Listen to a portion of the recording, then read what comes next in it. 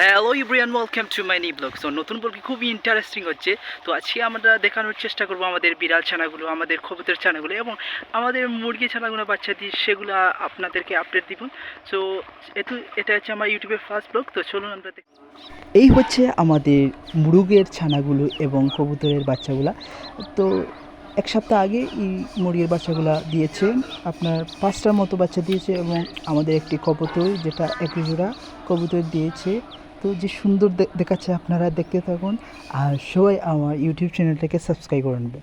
এই হচ্ছে আমাদের বিড়াল ছানাগুলো এবং আমাদের একটা কবুতর যেটা একটা বাচ্চা দিয়েছে, জোড়া দেয়নি, এবং আমাদের বিড়াল যেটা 3টা সাদা এবং কি বলবো কমলার মতো একটি সুন্দর কালারের মতো বাচ্চা দিয়েছে। তো খুব সুন্দর তারা খেলাধুলা করছে, তাদের এখনও চোখ ফুটে নেই, একটু একটু চোখ ফুটেছে, বাট 2-1 ভিতরে চোখগুলা ফুটে আসবে।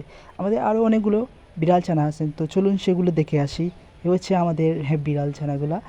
তো এটা খুব দুষ্টু, আমার সাথে প্রতিনিয়ত খেলতে থাকে এবং প্রতিনিয়ত আমার সাথে খেলতেই থাকে। এই হচ্ছে একটা নাম দিয়েছি কমলি, একটা হচ্ছে খালু, একটা আমি নাম দিয়েছি বুলু। তো আপনারা দেখতে থাকুন কীভাবে আমার সাথে খেলছে। আর অনেকেই বিড়ালকে ভালোবাসে, তো আমি ভালোবাসি। এই হচ্ছে আমাদের প্রথম বিড়ালটা যেটা অনেকগুলো বাচ্চা দিয়েছে।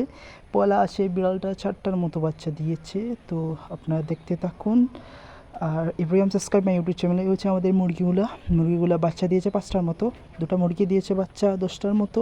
তো দেখতে থাকুন। তার মধ্যে একটা সাদা আছে, দেখতে সো কিউট, এটা আমি নিয়েছি, মানে যেটাকে আমাদের লোকাল ভাষায় গোলা সুলাইল মুরগি বলে থাকে। আপনারা দেখতে থাকুন, আউটস্ট্যান্ডিং একটি ভিডিও, সো কিউট না? আপনারা বলেন।